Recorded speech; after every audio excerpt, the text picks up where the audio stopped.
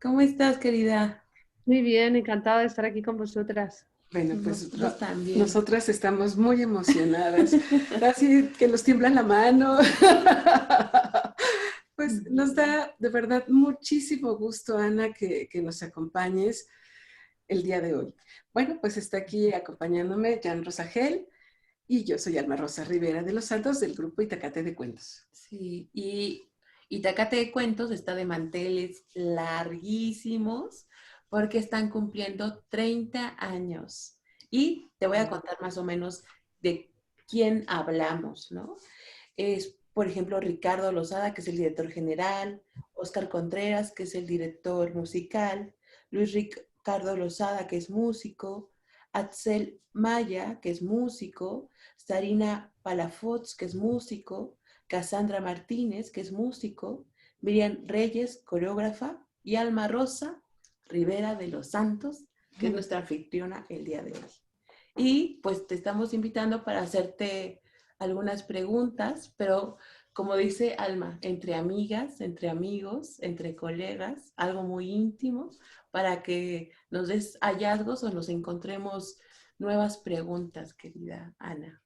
Así es. Bueno, pues con estos tiempos de estos tiempos de la pandemia, nos ha dejado muchas lecciones y yo creo que una de ellas es justamente encontrar en los cuentos de tradición oral mensajes, verdades profundas.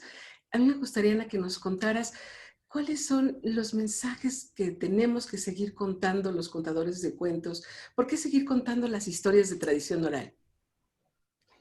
Pues mira, Alma, porque los cuentos de tradición oral hablan con el lenguaje de lo simbólico.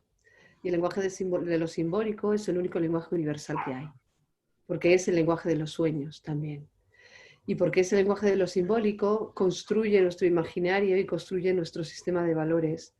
Y esos cuentos, aunque en apariencia y leídos desde una lectura directa y literal, puedan parecer machistas, xenófobos, violentos, etcétera, etcétera, en el trasfondo ese lenguaje simbólico nos dice que estos cuentos no tienen nada de eso, porque fueron contados por mujeres.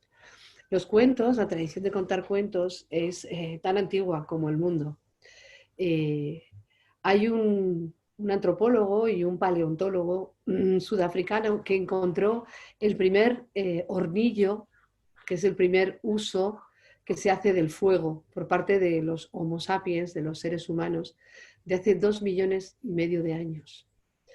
Estos homínidos vivían en una cueva cerquita de Johannesburgo, Sudáfrica, y previa a la aparición de este hornillo en el estrato del lugar del yacimiento arqueológico se encontraron restos de estos homínidos que habían sido atacados y despedazados por un depredador mayor, un tigre de dientes de sable.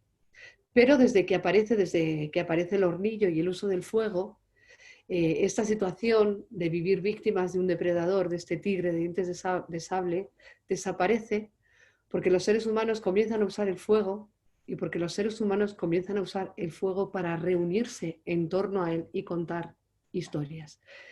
Parece ser que el primer uso de la palabra es este uso que se hace en este momento histórico, aunque sea de la prehistoria, en este momento histórico, y este uso es para defendernos del horror, para nombrar eso que nos acecha, para nombrar eso que nos pone en peligro. Y este uso especializado del lenguaje como una forma de nombrar el horror se convirtió en eso que hoy en día llamamos los cuentos tradicionales, esos cuentos que nombran todos esos peligros que nos acechan, todos esos peligros que de nuevo digamos, se expresan en ese lenguaje de lo simbólico que es tan antiguo como el hombre. Fíjate si es antiguo, ¿no? Parece ser que esto de los cuentos surgió, que esto de relatar surgió justamente como una forma de sobrevivir y como una forma de sobrevivir ante un horror que era ese tigre de dientes de sable. Así que fíjate si es importante y fíjate si es ancestral y fíjate si es antiguo, como para no seguir haciéndolo. Nos va la vida en ello.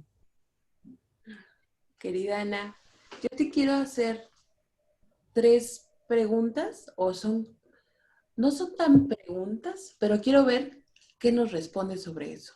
Y son sobre tres actos. El primero es el acto de la escucha, el segundo es el acto de la ternura y el segundo es el acto de contar cuentos como un acto de cuidado. A ver, cuéntame. Mira, es muy interesante esto que planteas. Y en noviembre estuve en la selva en Camerún con los pigmeos vaca. Los pigmeos vaca no vivían en la selva, son la selva, forman parte de la selva. Y tienen una serie de mitos donde hay un dios que se llama Komba, que crea el mundo. Y el mundo es una selva. Y en esta selva pone a los primeros hombres, los pigmeos vaca, que son el segundo grupo humano más antiguo de la Tierra después de estos que he nombrado de Sudáfrica. Y para que los vaca tuvieran todo, puso todo cuanto necesitaban. Las hierbas con las que curarse, los animales con los que alimentarse, los tubérculos con los que diversificar su dieta y absolutamente todo lo que podían necesitar. También el agua con la que beber. Y Komba puso también lo más preciado para el dios Komba, eran las abejas. Y pidió a los vacas que poblaran la tierra, habitaran la selva y que tomaran todo cuanto necesitaran. Lo único que les pedía era que no molestaran a las abejas, que guardaran silencio, que compartieran todo cuanto había en la selva. Pero los vacas enseguida se pusieron a discutir unos con otros y a gritar. Y cuando dejaban de gritar y de discutir, celebraban que se habían reconciliado y cantaban a grandes voces y bailaban. Así que el dios Komba, indignado porque sus abejas no ponían miel ante tanto griterío de aquellos primeros seres humanos, los pigmeos vaca, decidió presentarse ante ellos y decirles que debían estar en silencio. Pero hubo algún vaca que cuando vio al dios Komba se fue hacia atrás, reculando, y a ese lo convirtió en cangrejo. Otro se subió a los árboles para esconderse detrás del follaje y a ese lo convirtió en mono. Otro se fue arrastrando por la tierra para no ser visto por el rey Komba y a ese lo convirtió en serpiente. Otro se metió dentro de la corriente del río para desaparecer entre sus aguas y que el dios Komba no lo retara, no le echara la bronca y a ese lo convirtió en pez. Y fue así como dios Komba fue convirtiendo uno a uno a muchos de aquellos pigmeos vaca en los animales que hoy pueblan la selva. Es por esto que los pigmeos vaca consideran que todos los seres que pueblan la selva son sus hermanos, porque comparten la misma sangre, la sangre que les diera el dios Komba. Y es por eso por lo que los pigmeos vaca guardan silencio. Porque guardar silencio, callar, es una manera también de sobrevivir. Y hablo de este silencio, que es un silencio de respeto ante lo vivo. No ese silencio connivente que guardan todos los países frente a las atrocidades que se cometen contra este pueblo, contra el pueblo pigmeo, que han sido expulsados de sus tierras ancestrales por los franceses y los chinos, fundamentalmente, despojados de su patrimonio natural y han talado la selva. En 5 años han talado el 20% de la selva ecuatorial, de la que nadie habla. Hablamos del Amazonas porque no tenemos intereses económicos allí, pero de la selva de África nadie habla. Están siendo expoliados, están arrancando su selva millonaria más que milenaria, y además de eso están plantando palmera aceitera para el aceite de palma. Ante el silencio de todo el mundo. No es de este silencio del que hablan los cuentos. El silencio del que hablan los cuentos es el silencio del respeto, el silencio que uno guarda para escuchar al otro, para escuchar lo que pasa en la selva, para escuchar a las abejas mientras zumban y hacen su miel, para escuchar el río que fluye, para escuchar al animal que se aproxima por la floresta. Ese silencio es el silencio del que hablan todos los cuentos, frente a este otro silencio que es el silencio cómplice ante las atrocidades, ante los asesinatos y ante el expolio de la gente que vive en esas tierras, de las poblaciones originarias. Pero bueno, en América sabéis muy bien de todo este despojo. Totalmente. Sin duda, querida. Y ahí es donde ya lo entendí. Si hay escucha, hay silencio, pero hay un silencio del respeto por lo vivo. Ay, qué hermoso. Sí, totalmente. Ana, y hay una poética, justo ahorita tocaste una poética de contar. ¿Cómo podemos acceder los narradores al profundo acto poético de contar nuestra voz? ¿Cómo le has hecho para encontrar esa voz que te singulariza? Mira, Alma, yo creo que lo más difícil en un narrador es escuchar, porque nosotros somos gente de palabra que hablamos y escuchamos muy poco. Y lo más importante o lo que hace un narrador, buen narrador, es la escucha, no es la capacidad de hablar, y muchísimo menos. Y yo creo que hay una cosa muy importante que tiene que ver con la escucha íntima. Hay una filósofa y poeta que no sé si conoces, Jan, se llama María Zambrano, que habla de la confesión como el tono que uno debe adoptar para contarse. Y el narrador, cuando cuenta, aunque cuenta un cuento ancestral de los bosquimanos, se está contando, porque los seres humanos no somos tan diferentes, somos una sola raza, la raza humana. Y este escuchar, este tono de la confesión tiene que ver con escuchar a la tripa, con escucharse el vientre y conectar desde ahí la razón y desde ahí el lenguaje y desde ahí la palabra, con el vientre, con lo que nace aquí, con lo que está conectado con la madre, con lo que está conectado con la tierra. Fíjate que en África prácticamente todas las culturas son orales. Lo oral es lo matriarcal, es lo materno, es lo que pertenece al reino de la noche, al reino del cuidado y de la ternura, Jan. Al reino también del contacto con lo que no está, con lo fantasmagórico, con lo ancestral, con los ancestros, con los que ya no caminan sobre la tierra, ¿no? Con esto de lo que sabemos tanto los narradores que nos dedicamos a la tradición oral, ¿no? Y eso es lo importante en los cuentos, y eso es la conexión con la tripa de la que habla María Zambrano, ¿no? Con el vientre, con eso materno. De hecho, decimos que las lenguas son maternas. Frente al lenguaje escrito, que es patriarcal y que es lo sujeto a norma, es lo imperialista, es lo que domina, es lo que acaba con las lenguas autóctonas, es lo que acaba con el habla, esa abstracción que llamamos lenguaje y que es una abstracción como el dinero, patriarcal y sometida a todo eso, ¿no? A eso que es el mundo de la norma, de lo que debe ser y lo que es correcto y lo que no es correcto, que emite juicios morales sobre lo que decimos o lo que callamos. Y eso es absolutamente patriarcal y tiene que ver con lo escrito, pero sin embargo lo oral tiene que ver con eso que conecta con el vientre, con la tripa, con lo primigenio, con lo que escuchamos en el vientre de nuestra madre, con el sonido de las aguas, con el ritmo binario del corazón de nuestra madre, con el arrullo de ese océano que las mujeres tienen dentro cuando llevan una vida nueva, ¿no? Todo eso es lo que nos conecta a hombres y a mujeres, no solamente a las mujeres, ¿eh? Todo eso es lo que nos conecta con nuestra verdad íntima. Y yo creo que cuando uno busca su voz ahí, encuentra su propia voz. De hecho, esto traducido, digamos, a la técnica vocal, tiene que ver con la respiración diafragmática, ¿no? Tenemos mucha tendencia a respirar y a hablar desde aquí, desde la garganta. Hay gente que tiene la voz por aquí, que la tiene por ahí porque no tiene raíces, no está sentada, no tiene madre, no tiene vientre. Y en ese sentido, esa búsqueda de la propia voz es la búsqueda de la voz que tiene una raíz, que tiene un vientre, que tiene algo que la sujeta. Y físicamente eso que la sujeta es el diafragma. Los bebés cuando nacen respiran con el diafragma, respiran con el vientre. Nosotros nos olvidamos de respirar con el vientre porque el vientre pasa a ser algo obsceno o algo poco limpio. Hacemos de vientre para hablar de defecar, por ejemplo, ¿no? No sé si usáis esta expresión en México, en España se usa, hacer de vientre, ¿no?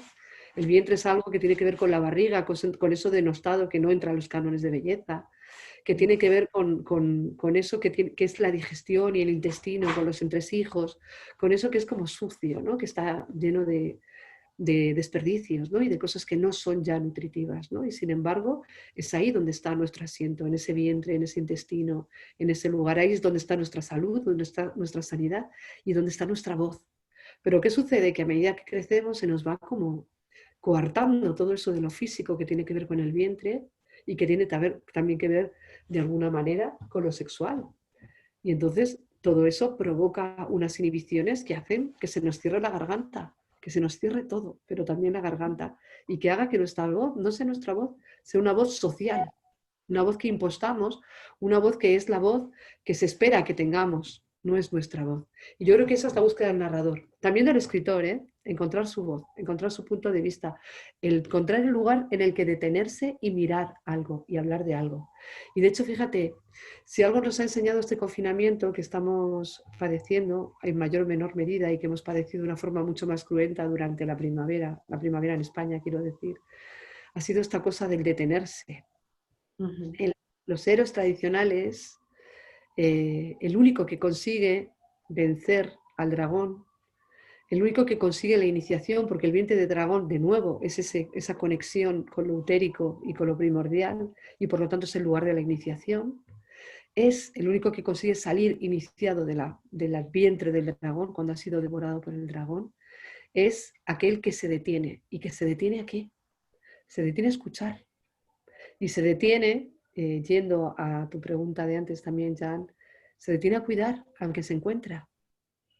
Y aquel que se detiene a escuchar y que se detiene a cuidar al que se encuentra, recibe el don máximo, que es encontrarse con su otro yo, masculino y femenino, y ser uno con eso. Encuentra la unidad primordial del ser humano, que es ese estado de la perfección. Que esto no quiere decir que seamos medias naranjas, ni muchísimo menos, sino que hay como esta disociación, sexualidad viene de seco, que significa separado. Y esta separación por géneros o por sexos tiene que ver mucho con esta forma también un poco de dividirnos y de separarnos y de que las luchas sean luchas de unos o de otros, cuando la lucha tiene que ser del ser humano o no va a ser. Así de claro, ¿no? Entonces yo creo que esta unión entre lo masculino y lo femenino hace que aparezca ese ser primordial, que es un ser no diferenciado genéricamente. Lo mismo que, porque en lo simbólico no hay una diferencia de género. De hecho, decimos que el blanco simboliza lo puro. Decimos que la oscuridad o el negro simboliza lo nocturno. Usamos ese neutro para hablar de lo simbolizado porque aparece esa neutralización entre el género masculino y lo femenino justamente cuando aparece lo simbólico, porque alude a lo humano, no al hombre o a la mujer, sino a lo humano. Y esa es la maravilla, ¿no? El descubrimiento de los cuentos tradicionales. Y cuando comienzas a desentrañar esos cuentos desde el punto de vista de lo simbólico, ese descubrimiento de todo lo que significa de transgresor y de todo lo que significa de revolucionario y de todo lo que significa además de maravilloso, ¿no? Como los cuentos. Oye, Ana, estábamos platicando hace ratito para platicar como un poco sobre las preguntas que te queríamos hacer y hay algo fundamental del acto de contar historias y lo femenino y las mujeres como lo has nombrado, ¿no? Sí. Italo Calvino justamente nombra que el arte de contar historias milenariamente le perteneció a las mujeres. Pero vivimos en esta sociedad que tú has nombrado patriarcal, ¿no? Y es un contraste enorme el acto de contar historias y el silencio impuesto en el mundo con las mujeres. ¿Por qué contamos historias nosotras? ¿Por qué? O sea, fue un acto de sobrevivencia. Cuéntanos. Mira, cuentan que en la hoguera paleolítica alguien tomó la palabra, seguramente fue una mujer. Yo Comenzó a creo que contar uno de esos cuentos y comenzó a contar uno de esos cuentos tradicionales, todos cuentan lo mismo. Hay un personaje que tiene un conflicto, se pone en camino y en el camino se detiene a cuidar al otro. O sea, los cuentos hablan de valores que tradicionalmente se han considerado femeninos, la escucha, el cuidado del otro, etc., ¿no? Entonces, ese ser que se atreve a encontrarse con su parte femenina y que se atreve a cuidar es el que consigue resolver el conflicto. Y sobre todo porque se detiene a cuidar y también porque se deja ayudar por el donante, por el que aparece a echar una mano. Estos cuentos populares cuentan que ante el lobo que te devora no estás solo, siempre hay alguien que te ayuda. Y estos cuentos que cuentan esto, que casi es la estructura de todos los cuentos tradicionales, de lo que hablan es de esa capacidad que tenemos hombres y mujeres, pero sobre todo las mujeres, de tejer redes, porque las mujeres tejemos tejido, pero tejemos redes también. Redes de cuidado, redes que sujetan a nuestros hijos y a los de las otras, redes que hacen que nos podamos sostener socialmente ahí. Y es así como se construyen las sociedades, con el tejido de las mujeres, con esto que tejemos las mujeres, que son las redes, a través de los cuentos y de estos cuentos también que transmiten esa confianza en el otro. Porque en estos cuentos el otro no es el que te mata, no es el sicario que te asesina, no es el narco que te mata, es el otro es el que te ayuda a resolver el conflicto que te ha puesto en camino. Y gracias a esto, el ser humano, que era carroñero en su inicio y que esperaba que otros depredadores más grandes acabaran con la presa, y cuando solo quedaban los huesos, el ser humano venía con una piedra tallada hacia clonk, rompía el hueso y sorbía el tuétano. Es la primera alimentación carnívora del ser humano. Y que lo convierte en un ser omnívoro, obviamente. Pues gracias a los cuentos y a la capacidad de generar redes de las mujeres y de los cuentos, el ser humano aprendió que el otro no es el que te agrede ni el que te mata, sino el que te ayuda. Y gracias a eso comenzaron a cazar juntos. Y la fuerza del individuo se sumó a la fuerza del otro individuo, la fuerza de lo colectivo. Y en esta fuerza de lo colectivo, el ser humano que estaba peor preparado para sobrevivir en la cadena evolutiva, consiguió sobrevivir frente al Tyrannosaurus Rex, frente al, siendo un poco anacrónica obviamente en esto, ¿no? Pero frente a los tigres de dientes de sable, ¿no? Que sí que compartieron ecosistema con los primeros homínidos. Frente a estos depredadores mucho más rápidos, con muchos más fuertes, con apéndices mucho más peligrosos que los de los seres humanos, el ser humano consiguió sobrevivir no solo gracias a su inteligencia, también gracias a su capacidad para colaborar con el otro, para cazar con el otro. Y de esto saben mucho también los pigmeos vaca, que como decía es una civilización cuyos cuentos hunden sus raíces en tiempos muy remotos. Son de hace 250.000 años. Fijaos, ¿eh? Y hablan de esto, de que juntos se sobrevive mucho mejor, de que si cuidas al otro encuentras un tesoro, de que si no cuidas a otra persona, una persona que quieres se va, de que si eres una mujer y no te cuidan, o si eres un hombre y no te cuidan, tienes derecho a irte, aunque sea de la casa de tu marido. Todas estas cosas cuentan los vacas, que tienen sociedades absolutamente ancestrales, donde las mujeres tienen un papel muy importante. Ellas son las arquitectas, son las que construyen los mongulus, que son las casas de los pigmeos vaca, que se construyen con lianas y con hojas, porque Comba, su dios, les ha permitido tomar la madera de la selva, pero solamente para calentarse y cocinar, no para construir. Y construyen sus casas con lianas y hojas. Fijaos, si son absolutamente respetuosos con el medio ambiente donde viven y absolutamente sostenibles. Así que nos toca mucho aprender de ellos, fijaos, ¿no? Las mujeres hemos tenido tradicionalmente oficios o ocupaciones mucho más gregarias, mucho más de hacer juntas. Y por esa razón hemos sido mucho más las dueñas de las palabras. ¿Cuál es la diferencia? Las mujeres tradicionalmente contamos en el ámbito de lo doméstico. Contamos en el ámbito del hogar o en el ámbito de las proximidades del hogar. ¿Quién toma la palabra en la plaza pública? Ellos. Porque la plaza pública, el ágora, es el lugar de la ley, es el lugar del día, no es el lugar de la noche. Y es el lugar del padre, el patriarca. Por eso son ellos los que toman la palabra en el agora, ¿no? Las mujeres tenemos, tradicionalmente estoy hablando, obviamente hoy en día las cosas han cambiado un poco, aunque no tanto, solamente hace falta mirar la política española, que es la que más conozco, pero las mujeres que consiguen triunfar en política son mujeres que les ha tocado adoptar actitudes muy masculinas, mujeres pues a veces sin hijos, o mujeres en roles que a veces tienen poco que ver con lo que tradicionalmente entendemos que es una mujer y con los roles femeninos, que no estoy hablando que sean solo de las mujeres, porque los hombres también tienen roles femeninos, obviamente, y somos esa mezcla de masculino y femenino, ¿no? No estoy hablando de hombres y mujeres, sino de lo masculino y lo femenino, que no es lo mismo. De acuerdo. Oye, Ana, y ahorita contabas de este trabajo que estás haciendo pues con los pigmeos. A mí me impresiona tu trabajo, me resulta profundamente conmovedor y enriquecedor todo este trabajo que estás haciendo. Los trajimos de invitados. Con tus libros, ¿no? Y yo te quiero preguntar, a lo mejor es una pregunta indiscreta, pero ¿cómo le haces para lidiar con historias a veces tristísimas, como de Mozambique, de los albinos, que te contaban que, bueno, han sido mutilados?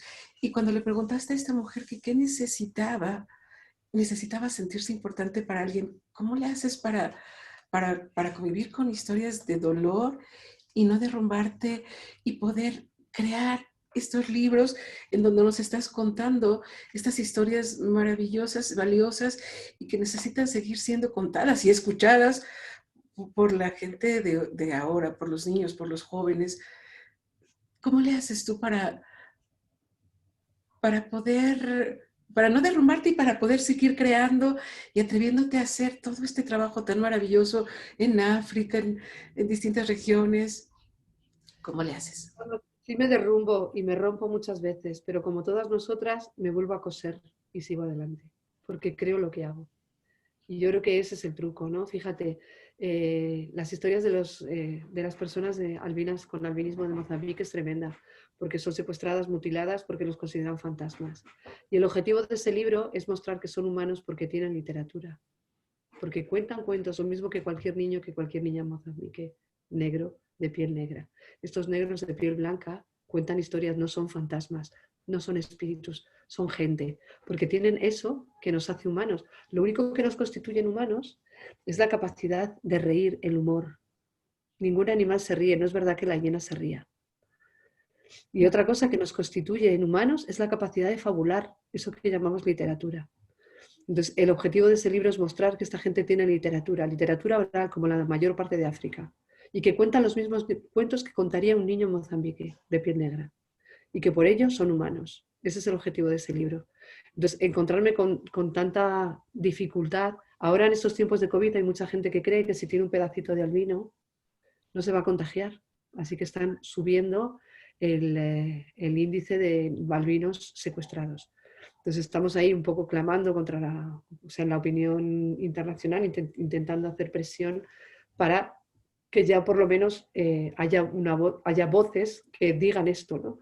Porque aquí el problema es callar, es callar, guardar ese silencio connivente del que hablaba antes, porque detrás de esta mutilación de los albinos no están las creencias mágicas de África, están los traficantes de órganos.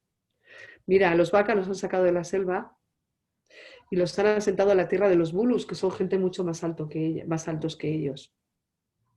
Y los bulus violan a las mujeres vaca, que es una forma de acabar con las culturas matriarcales, violar lo más sagrado que es la mujer.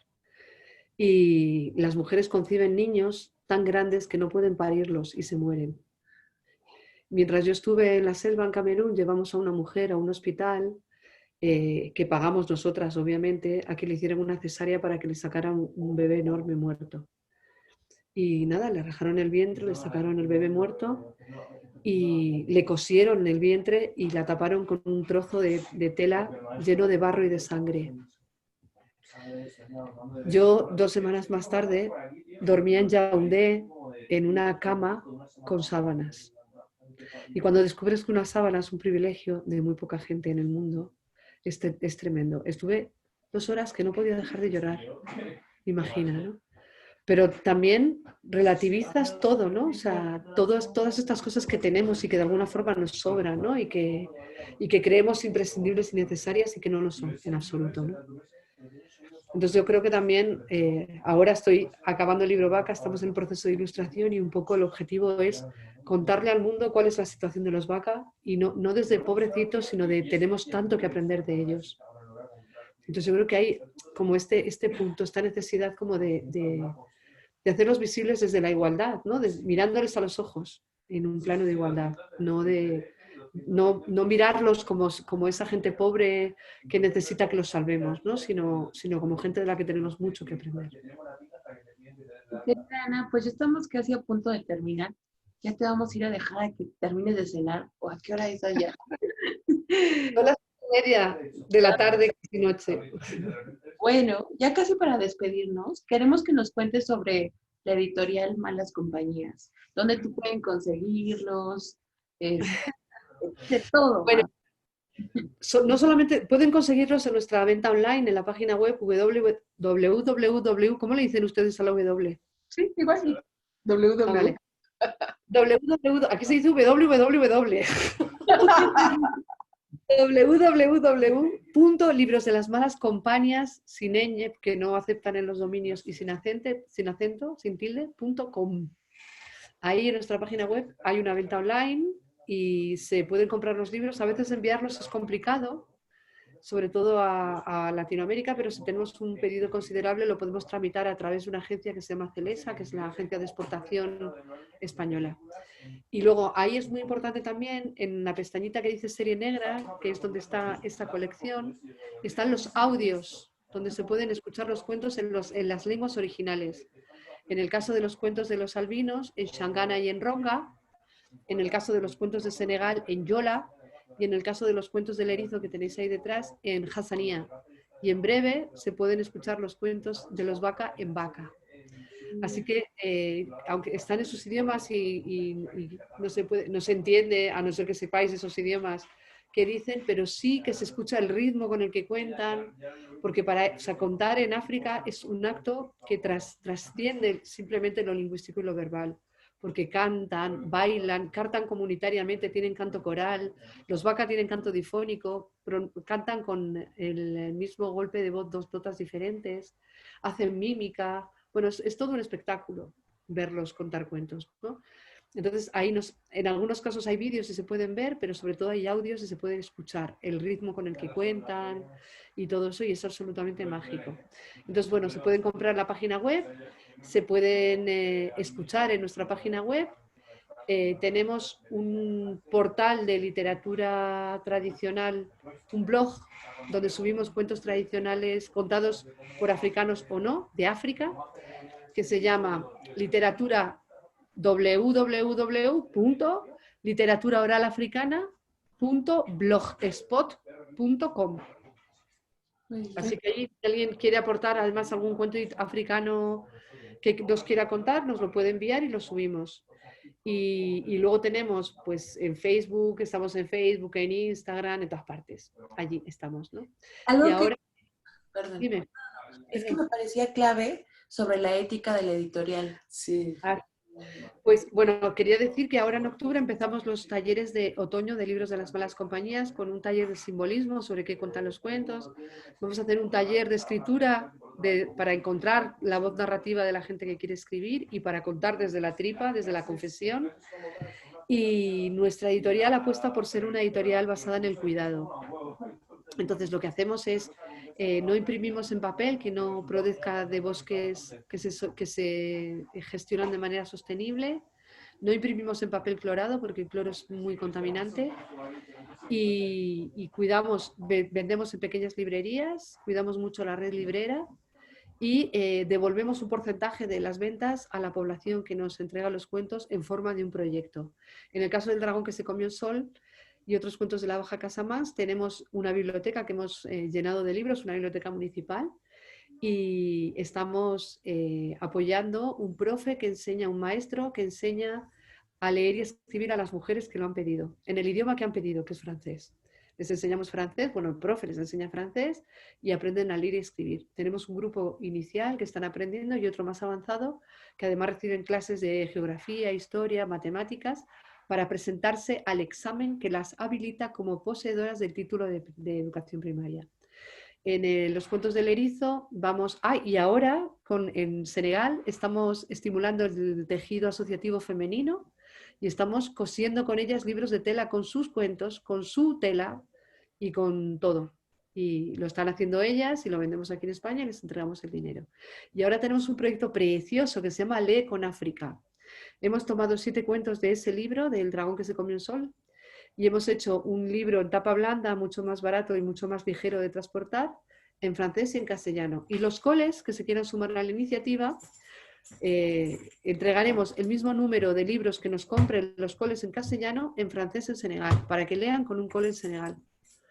Entonces, si un cole nos compra 10 libros, pongamos, por ejemplo, entregaremos 10 libros idénticos pero en francés a un cole en Senegal para que los niños de ese cole lean con los niños de otro cole en Senegal, para que lean juntos. Y con los cuentos del erizo tenemos un proyecto, apoyamos una biblioteca que se llama Bouvichier en los campamentos de refugiados. Estamos todavía viendo qué hacemos, si hacer los libros en hasanía, que es su lengua, o cómo devolverles todo lo que hemos recaudado con la venta del libro. Y en el caso de los cuentos del conejo y otros cuentos de la gente albina de Mozambique, tenemos un proyecto que se llama Una máquina para coser la esperanza. Hemos recogido máquinas de coser en Madrid, aquí en Chamberí, de las mujeres mayores que nos han donado sus máquinas antiquísimas y se han ido a Mozambique, y las albinas están cosiendo la esperanza de tener una vida mejor. Cosen faldas, cosen manteles, cosen delantales, cosen servilletas, cosen de todo, cosen de todo. Cosen también agendas, fundas para agendas, cosen conejos albinos con ropa que se le pone y que se les quita de manga larga para que los niños albinos aprendan que se tienen que poner cosas de manga larga y de pernera, de pantalones de pata larga también. Y bueno, y ahora con los pigmeos vaca vamos a hacer comunidades de aprendizaje para que se incluya en la enseñanza de los niños y las niñas vaca sus saberes ancestrales. Y uno de los objetivos también es que no olviden quiénes son, porque hay una letra pequeña en la Declaración de Derechos Humanos que dice que los pueblos originarios tienen derecho a sus tierras, Pero en África los presidentes que han suscrito esta carta dicen que todos son allí originarios. Y hay una letra más pequeña que dice que los que consigan reconocer su singularidad tienen derecho a las tierras. Entonces estamos intentando que no se olviden de quiénes son, porque otra cosa que han hecho es alcoholizarlos. Cosa que hacen con todas las comunidades indígenas del planeta, originarias. Entonces, bueno, para que te olvides de quién es, porque borrachos somos todos iguales, claro. Entonces, bueno, pues queremos hacer comunidades de aprendizaje para que los niños y las niñas pigmeos vaca no olviden quiénes son y aprendan sus propios lícanos, sus costumbres ancestrales y su forma de vivir y de concebir la selva y el medio ambiente. Así que ahí andamos haciendo montones de cosas. Pues queremos invitar a todos los compañeros, narradores, maestros, que se sumen a toda esta campaña, a esta labor tan hermosa que está haciendo Ana con sus con sus malas compañías, y que nos enamoremos de este proyecto de los libros y lo cantemos y lo contemos a los cuatro vientos, porque esfuerzos como este nos cambian la vida. Y las mujeres que queramos aprender a escribir, bueno, pues también sumémonos a los cursos que está dando Ana Griot. También a través de las malas compañías nos conectamos para podernos inscribir a tus cursos, Ana. Sí, también allí. El mail es info@librosdelasmalascompañas.com, o directamente en la página web podéis meteros o escribirme a mí, a mi Facebook o a mi correo, que es anagriot con 2 T's, @gmail.com. Pues ojalá que toda la comunidad con la cual compartamos este video, de verdad, se sientan conmovidos por todo lo que nos has dado, porque siempre eres una mujer provocadora, Ana. Yo te admiro profundamente y nos haces como, nos recuerdas quiénes somos. Imagínate ese acto, ¿no? Y qué honor si tienen la oportunidad de aprender contigo. Ojalá. Bueno, pues yo os admiro muchísimo a vosotras también, Jan y Alma, porque sois dos mujeres absolutamente poderosas, sois dos diosas divinas y yo os adoro a las dos. Y me encanta que seáis tan malas compañías como yo. Siempre me toca matizar esto de las malas compañías porque está como mal visto. Y malas compañías es la gente que te lleva a donde la gente bien pensante no se atrevería a ir, pues a sitios donde hay minos antipersonas o gente que secuestra albinos o franceses que deforestan la selva. Por eso somos malas compañías, porque creemos bueno, pues que hay que ir allí donde la gente necesita más ser escuchada y necesita más también contar quiénes son, a escucharles. Y allí donde nadie quiere ir o donde nadie se atreve a ir, allí vamos nosotras. Maravilloso. Pues Ana, quisiéramos que despidieras este programa contándonos un cuento. Chiquito, para que los dejes picadas y picados a todos. Vale. Porque es mi gafa de dar conferencia, Clonk. Luego me la quito. Así soy Ana Cristina Herreros y así soy Ana Griot. Parece que la gafa me quita como esa cercanía, ¿no? Bueno, pues cuentan que en Senegal había una muchacha que se llamaba Mariamma. Y Mariamma era increíble, era la chica más guapa, más lista y más independiente del pueblo. Y había dicho que ella no se casaría sino con un hombre perfecto, un hombre que no tuviera cicatrices.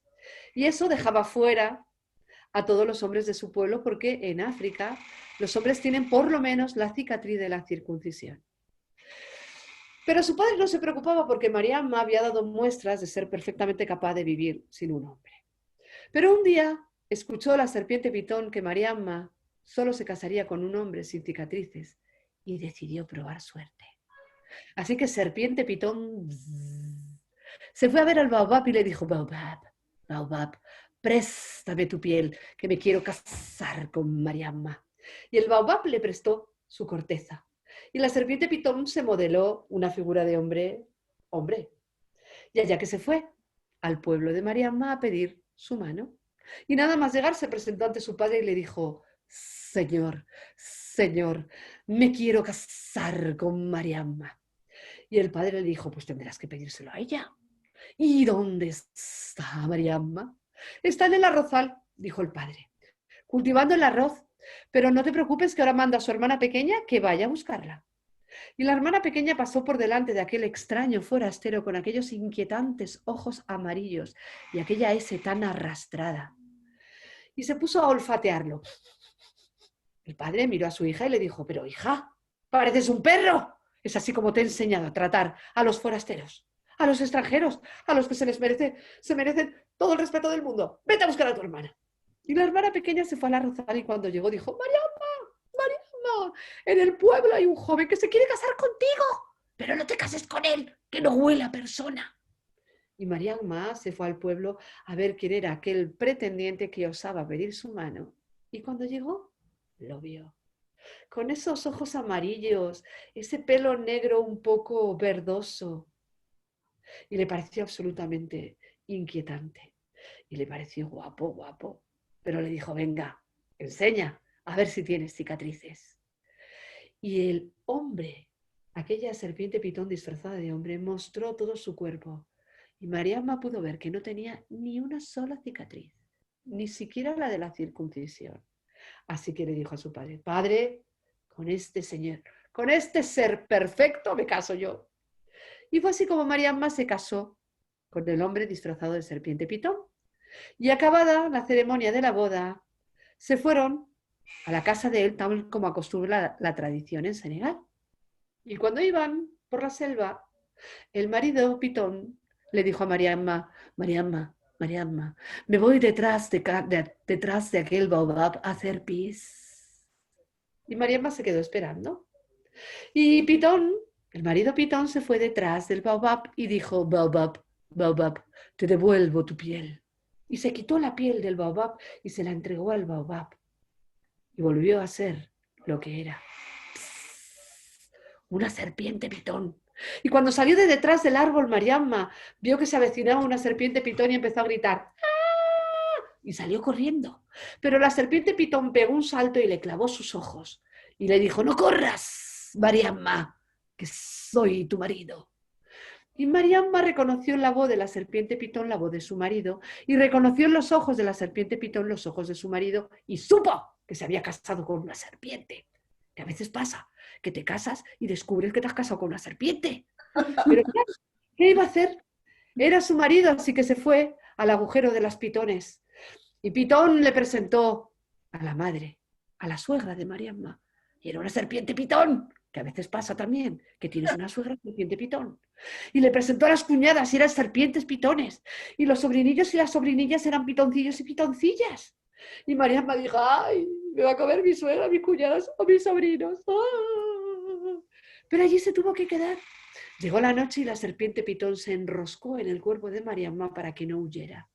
Y allí estaba muerta de miedo Mariamma, cuando acertó a pasar por allí el hermano mayor, que alertado por la hermana pequeña, fue a ver cómo su hermana pasaba su primera noche de casada. Y cuando llegó allí la vio en el agujero de las serpientes, allí, con una enorme serpiente pitón enroscada a su cuerpo. Así que cogió el cayandó, la azada con la que se cultiva el arroz en la casa Mans en Senegal, y ¡zas! Propinó un golpe seco y certero sobre la cabeza de Pitón y lo descocorotó. Y luego tomó de la mano a su hermana Mariamma y se la llevó corriendo al pueblo mientras le gritaba, Mariamma, Mariamma, quien busca un hombre perfecto se acaba casando con un animal, porque los hombres y las mujeres no somos perfectos, todos tenemos cicatrices. Y fue así como Mariamma aprendió a no buscar un compañero perfecto. Sí, en lo virtual siempre aplaudimos así. Así es.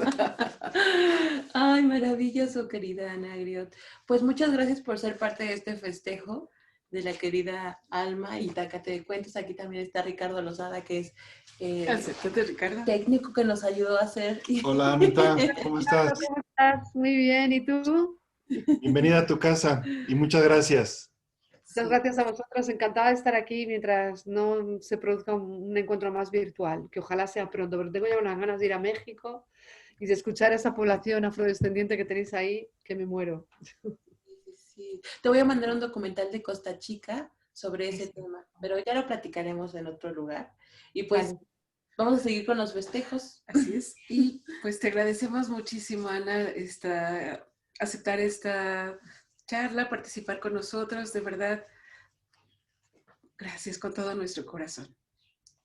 Bueno, yo quería cantaros con boca de Marilyn. Cumpleaños feliz, cumpleaños feliz. Os deseo Itacate, cumpleaños feliz. Muchas gracias por estos 30 años de cuento, Alma Rosa. Ya los 30 más. Pues nos despedimos. Nos despedimos. Gracias, Ana. ¿Y qué regalo Qué también? regalo tan bonito. Muchas Muchas gracias. gracias, gente. Te queremos. Sí, muchísimo. Chao, hasta luego. Besito. Chao. Vamos a ver. Por aquí.